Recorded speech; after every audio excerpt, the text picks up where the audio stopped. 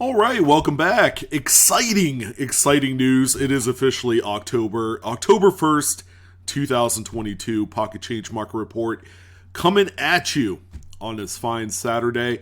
For those of you that are going to do a little treasure hunting this weekend, whether you're going to the bank, trying to beg and plead to get some rolls because it's still apparently like pulling teeth. You know, it really is. It's one of the most hardest things that people are still going through. Or if you're going to a show or your local shop, check out this video.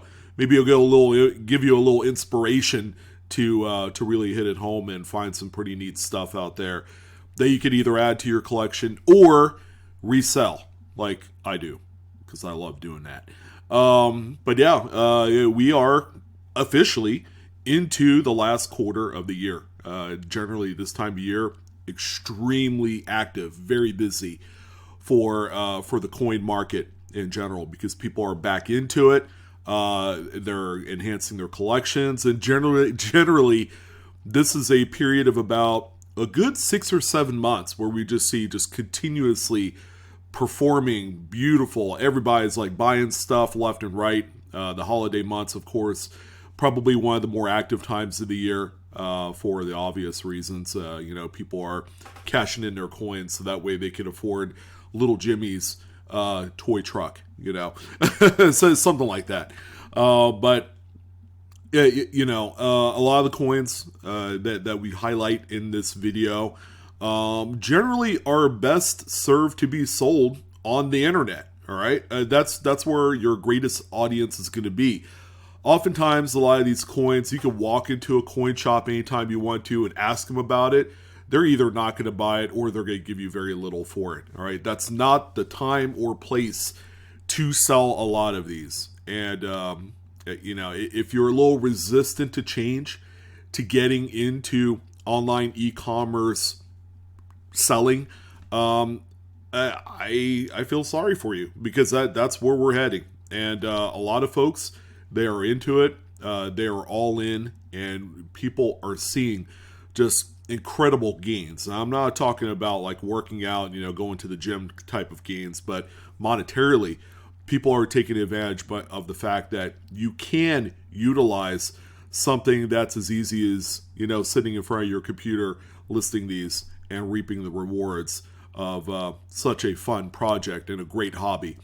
So we're going to take a look about the last 48 hours of sales activity. No graded coins as usual. That's just way too expensive to do when you're out there trying to resell these or what have you.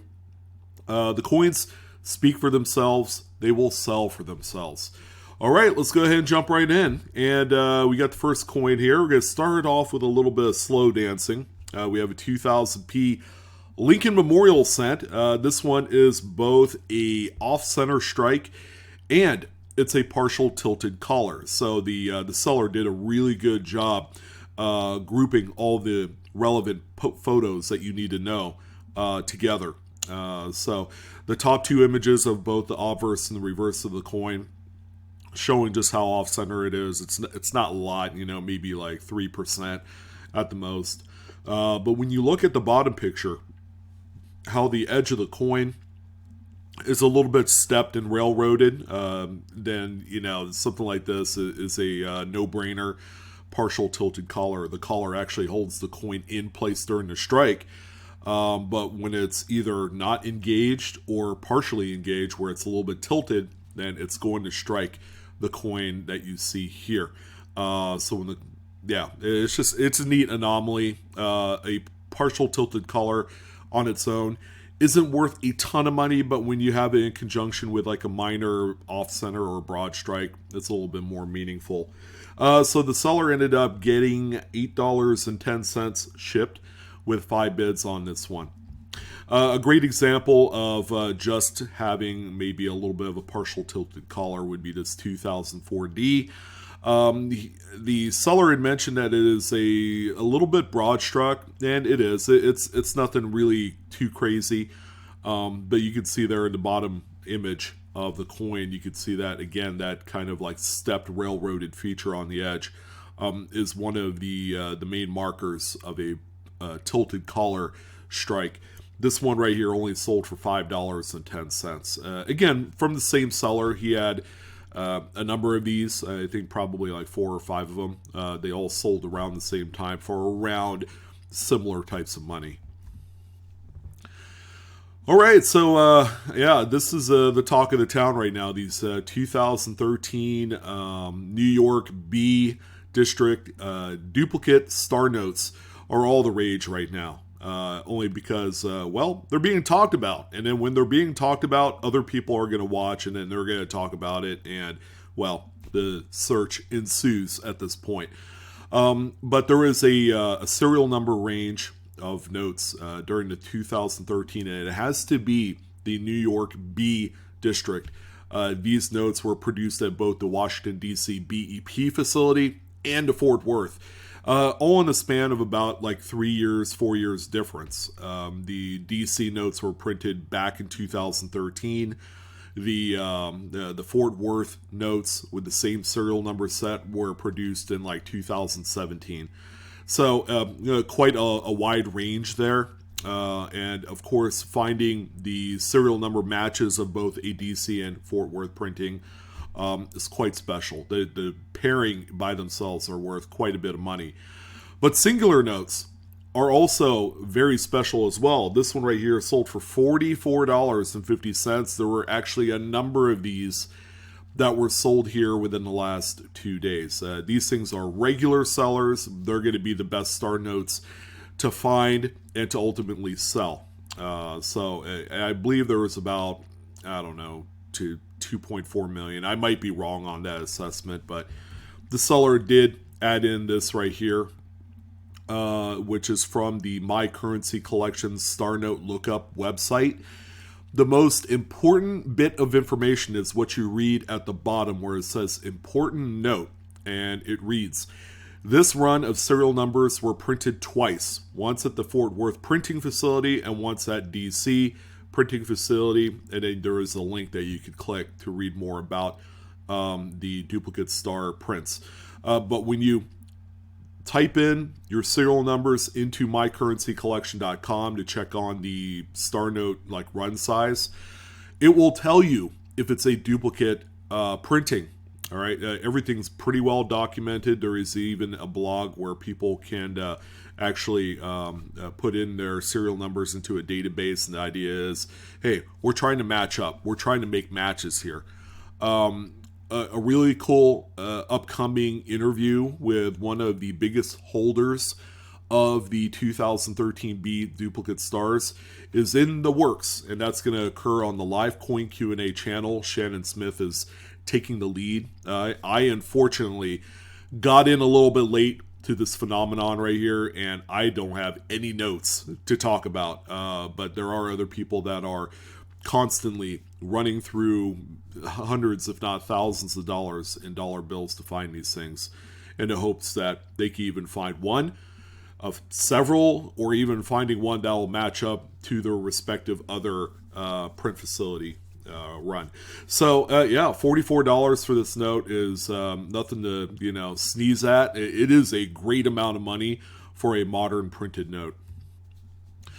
The big talk of the town has to be just the lack of supply of decent quality 1999 wide AM Lincoln Memorial cents.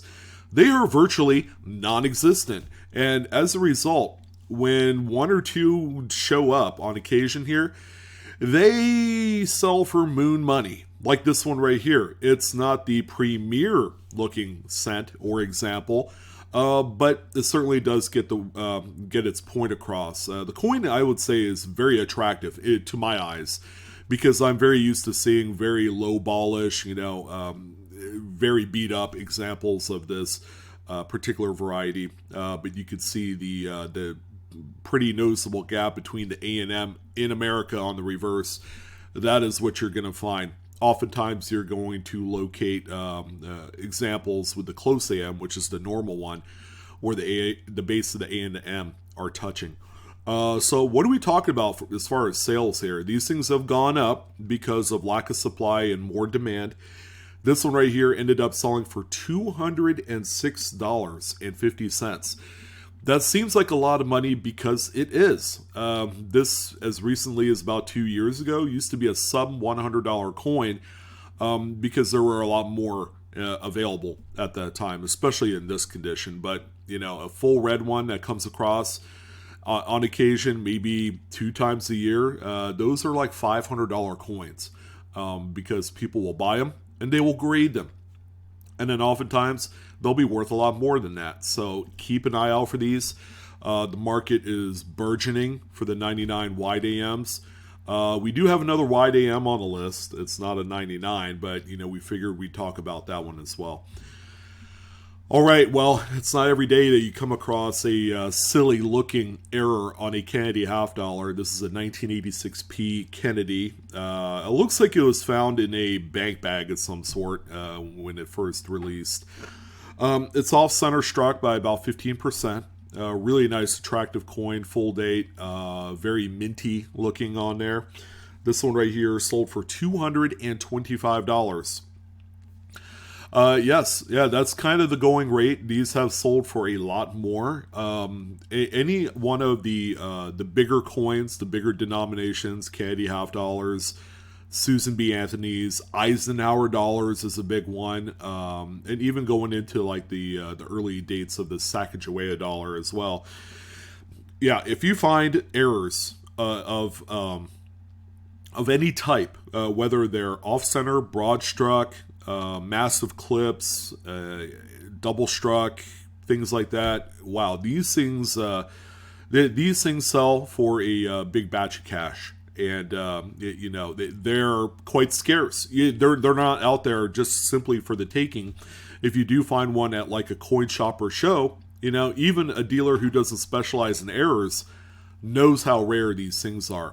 My personal advice to each of you, if you come across something like this at a shop or show and they're priced a lot cheaper than what you've heard they sold for, I would probably jump on it even though you don't need it, because you could always do one of two things. You could flip it and sell it raw, like this one here, or you could grade it and then consign it to like a bigger auction house like Great Collections or Heritage, where they're going to command a lot more money. So these, again, big deal in the marketplace. Error collectors love these. Now, this one's quite subtle. You would miss this one if you blinked. 2021 Lincoln Shield cent has a strike through somewhere on the coin. And here's how subtle it is, because it's kind of hidden in Lincoln's hair and jacket. All right, so yeah, this is our strike through event right here. Probably some sort of debris of some sort, whether it's a metal shaving or a detached reeding of some sort. Lincoln cents don't have reeds. It could be a detached just fin or something to that effect. It could even be a little wire bristle as well. There's a myriad of different things that this could be. What we do know is it's not currently retained on the coin. It's just a void on there. So this one sold for $10, which again, not too bad. It's what I consider to be a rather minor strike through. But we've been finding a lot of these on much newer coins, even in 2022. Pretty cool off-center, not one that you come across too often. This is a 1981p. It struck off-center by about 90%. And it looks to be, it could be like a saddle strike too, because we have what looks to be like a flattened edge over here. So there is probably maybe another coin that was butted up against it or something. Kind of hard to say. The overall planchet looks to have a little curve to the swerve, as I would say. Actually, I don't say that at all. That's the first time you've heard that. But anyways, $20.30 for this one. It might even be damaged. Like it was inadvertently inserted into one of those change counters, and it could have gotten stuck or something. Kind of hard to say, but a really neat coin, especially this far off center with a full date. That's just really special. All right, this one's really neat too. 1960D Lincoln Memorial. Apparently, these are commonly found all over the place, especially coins dating as far back, going into the 50s and 60s. Lamination peels are commonplace. They are the minor subject of U.S. coin collecting errors. And even while, something like this would be overlooked by most people, this is actually a very neat error. Enhanced greatly by just a little slip of paper in between or inside the actual lamination peel itself. Again, you don't pull these away and break them apart so that way they're two pieces. Don't do that. That's considered damage to the purists. But this one sold for $16.30. Again, if you have it and you don't particularly care for these, go ahead and sell it. They're doing really well right now in the market. This is what's considered a packaging error. This is actually a 1970 P-Mint mint set. These are Philadelphia coins. You could see the blue stripe right on that cellophane there. But this coin, or set, was actually packaged with two S-Mint 1970 Lincolns. It's supposed to be one S-Mint and one P-Mint, but as you can see from this picture, there are indeed two San Franciscos in there, which is, again, a packaging error. Some would say that packaging error and mint errors are two completely different things, and they should be treated as such. But people do like and enjoy collecting these. This set right here, which, just the P-Mint by itself is worth a few bucks. It's not a lot, but if you have one with this type of packaging error, this one sold for $37.99. Pretty good sale right there. All right, so we do know that there are a number of CUD die breaks that can be found on the Statehood Quarter series. Specifically, any coin that has design details that go nearly to the edge of the rim, like this one here on the West Virginia, is especially prone to some sort of breakage and fracture. So right here in this area, you can see that raised blob of metal right there on the rim that goes into the design. That is your CUD die break. It's quite small, and these are quite common. These are all over the place, especially you folks there on the East Coast. These are all over the place. This one right here, pretty well circulated, so it didn't get discovered right away. Sold for $6.95. Again, yeah, it's a small amount of money, but they all kind of add up into one pool. So here's our other wide AM Lincoln set. So we had the 99 earlier on. Here's the 1998, and there is a 2000, all right, which is the more common out of the three dates. But it's worth noting that these coins right here don't quite follow suit to the 1999. The 1999 has always been the rarity out of the three dates, and it's kind of treated as its own separate entity when it comes to this series of wide AMs. This one right here actually is in pretty decent shape. I'm not going to lie. It's got a lot of red, luster still left on there, which is just fine. Collectors will use this as an upgrade to what they already have. But the prices haven't quite, again, followed the 99. There's a little bit of a close-up of the A&M in America. Pretty nice size gap there.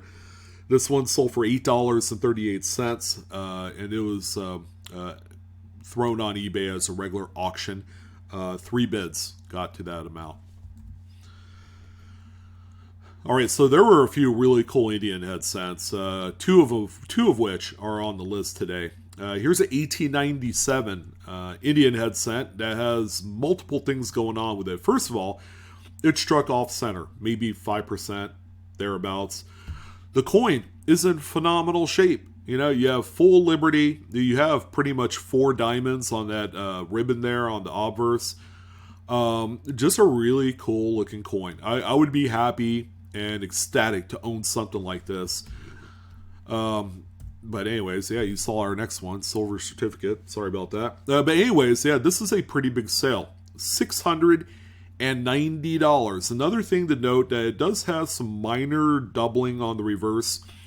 From what I can gather, it's really minor. It could very well be Longacre doubling as well. Kind of hard to say. Because I am not aware of a snow variety for this particular coin, but just the fact that it's in this nice a shape and off center is all we need to know about it. Okay, yeah, up next here is a $1 1935, what looks to be G series. Silver certificate. And yes, it is miscut by a little bit there. All right. Quite minor in my eyes, but collectors, they'll want this. The nose in really great shape, by the way.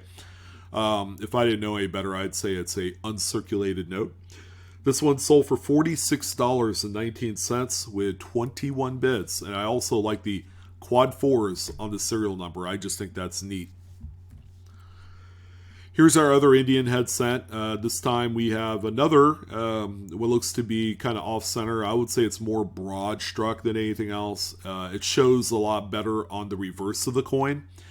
But the coin itself is probably a VF25. You do have all letters and Liberty present on this example. But still, another great one. Obsolete errors on these US type coins are amazing. And they are picked up pretty quickly. They don't last on the market probably no more than a day or two. That's how liquid these are.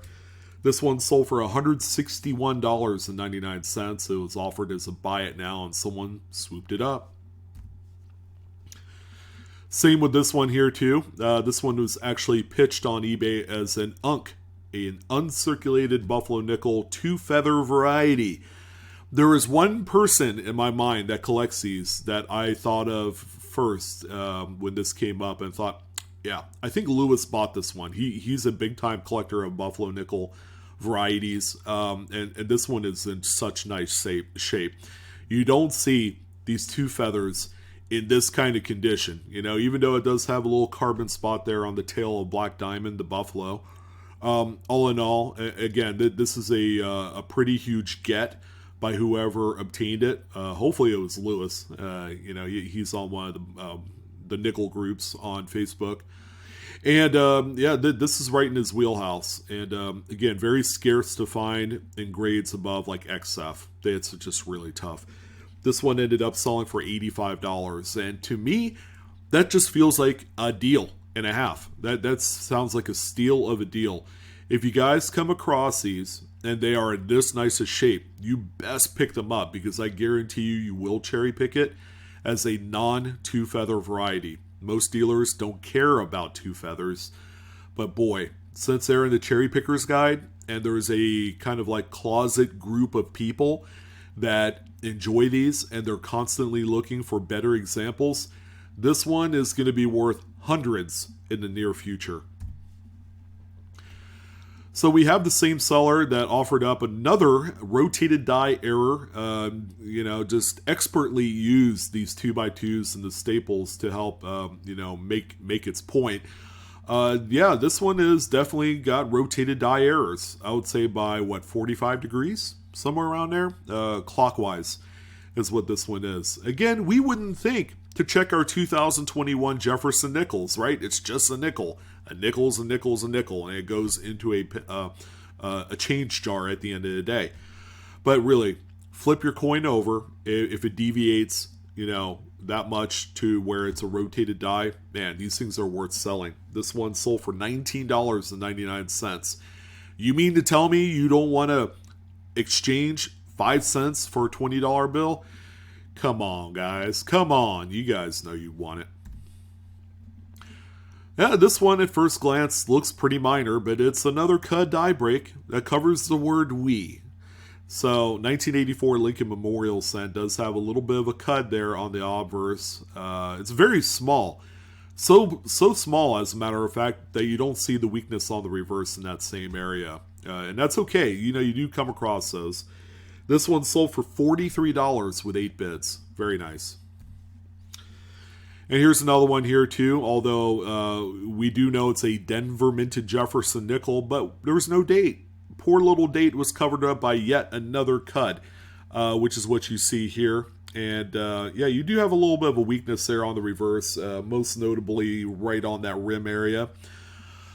The coin has circulated, so even though they're beat up and well worn and well loved, there are collectors that want these, and if they're especially attributed on websites like cudsoncoin.com, people will collect them by the type of CUD for that date. This one right here sold for $41.55 with 4 bids. Again, Cuds are king. They are just perennial all-stars in the error coin market.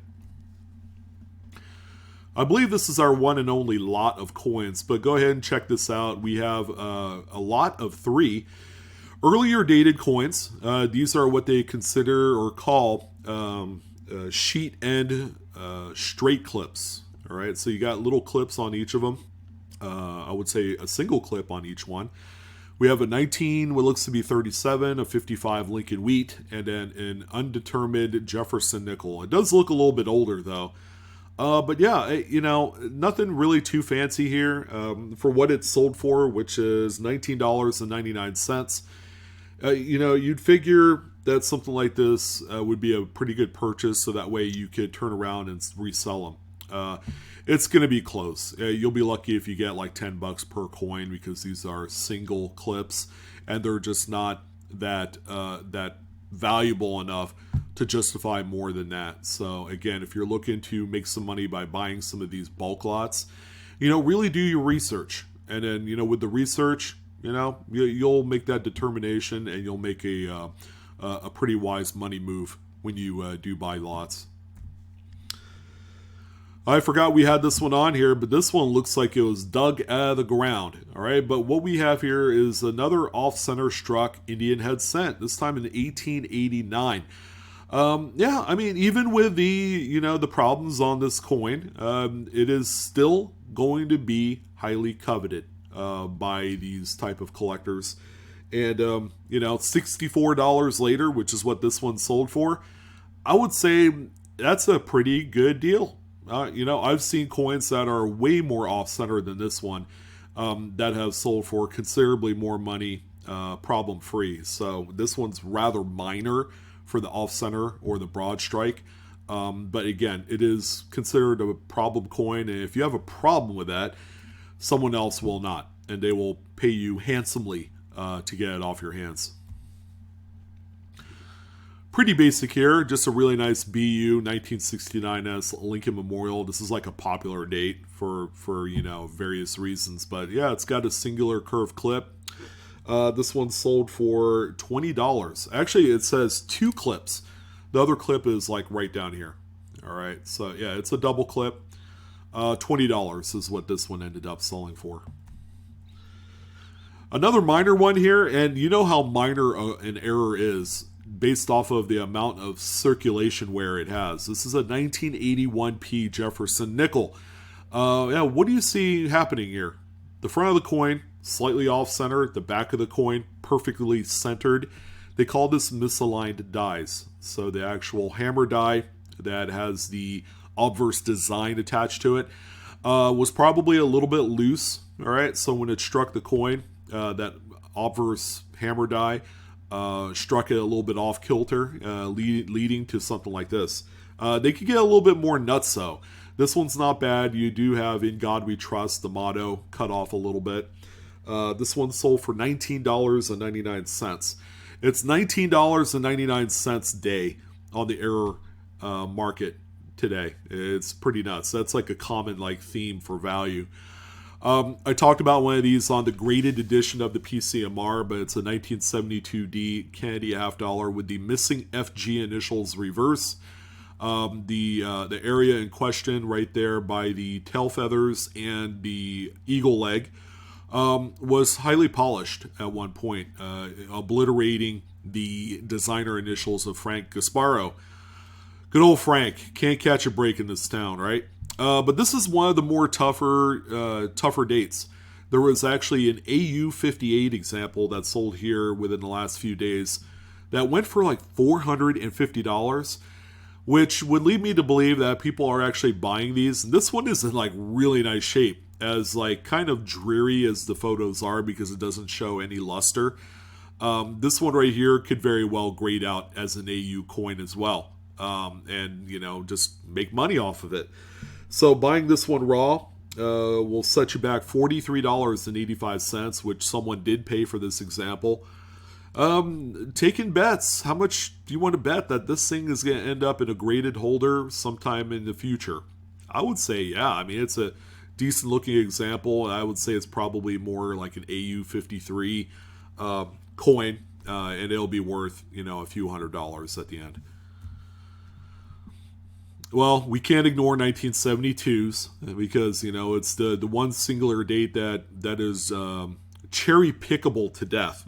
For one of its many, like 10 or so double to die obverses. This is number 2, or FS 102 to be exact. It's in really beautiful shape, and this particular seller, which I believe is TLC Varieties, great name by the way, sells a bunch of these. I would think that he or she had found a full roll or many rolls of these coins because they just continuously sell the stuffing out of these. Check out the close-ups of the date, Liberty, and the motto, "In God We Trust," and you'll know exactly why this one is wanted and desired by Variety Lincoln Cent folks. This one right here sold for $202.90. I think FS 102 might be the second strongest double die, or it might be number 3, or it might be number 8. I don't know. I really love this coin. And it's a very wise investment if you're able to catch one of these in mint-state condition, because it's just going to be a coin that'll continuously build in value, as especially when there's not going to be too many more full red examples that are going to be out there.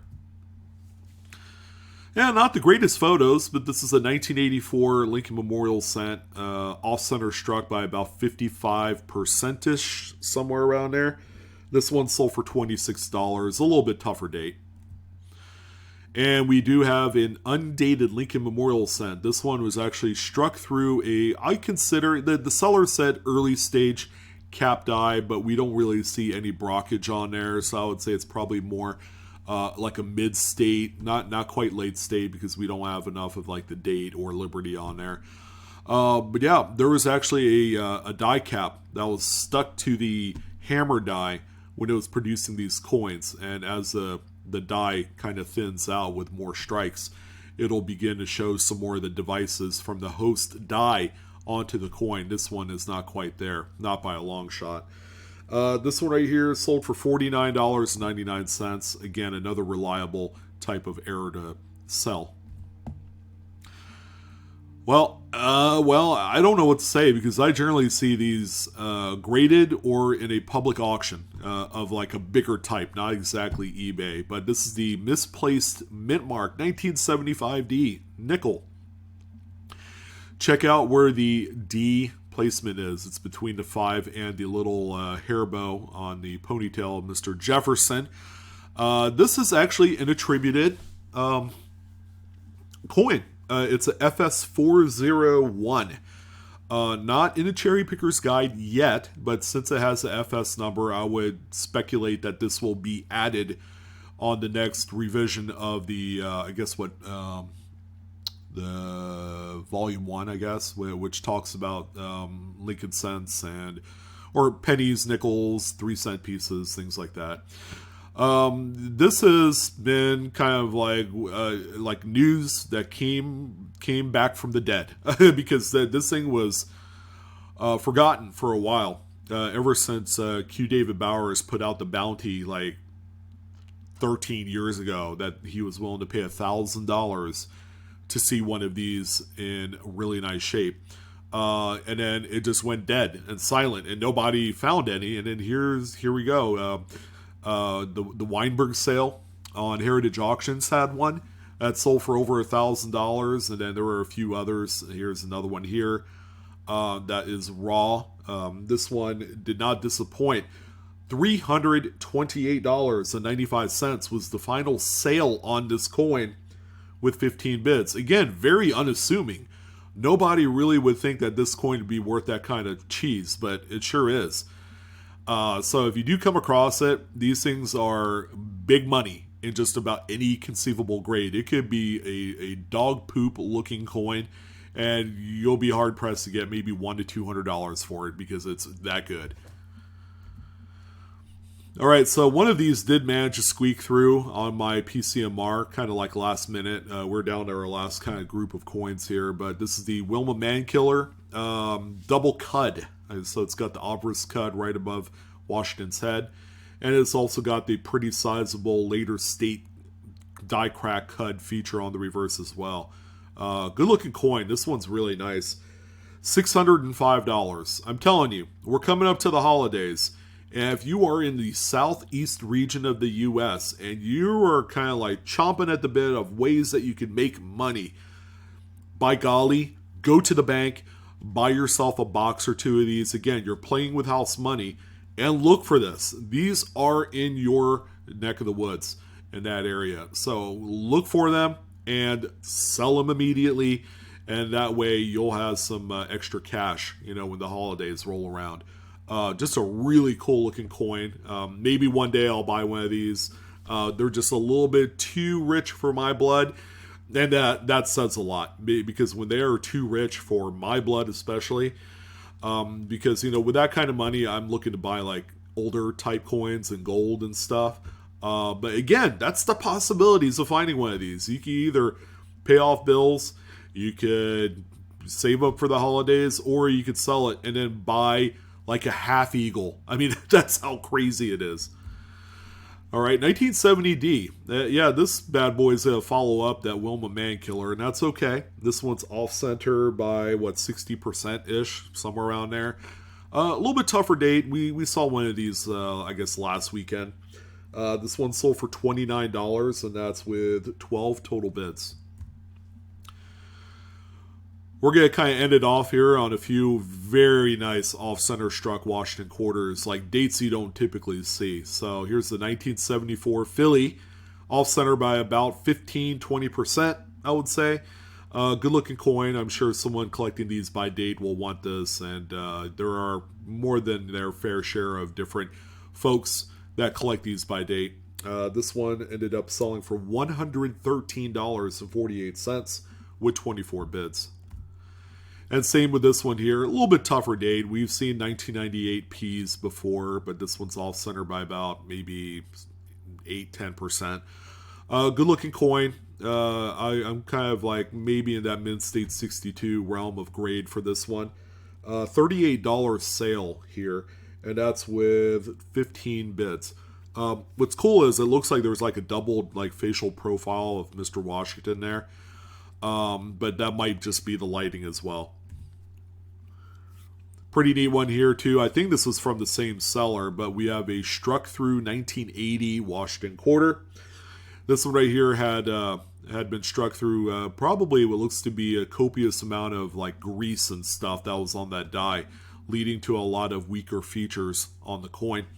This one sold for $48 with 18 bids. And then finally, we're going to end it off on just a really nice, peachy, clean 2000 piece sack dollar. I mean, the pictures are not good, but you can tell that this one is rather minty. It's got kind of like that light luster that comes across that even in low light situations, when you're taking photos, can be apparent. This is, of course, a good old Wounded Eagle. All right, this is one of the big finds even to this day. These are sold weekly. But there you go. It's got that die gouge that goes through the breast feathers of the eagle on the reverse. Kind of easy to see, especially on this one. And it does have dual die gouges. There's a little smaller one right here to go along with the much bigger one, the longer. And that's how it got its namesake, is because it looks like a spear going through the eagle. This one right here, a best offer was accepted to the tune of $119. Wow, that is a good-looking coin. And that, ladies and gentlemen, wraps it up for this Saturday of the Pocket Change Market Report. I'm your host, Sean, with Blue Ridge Silverhound.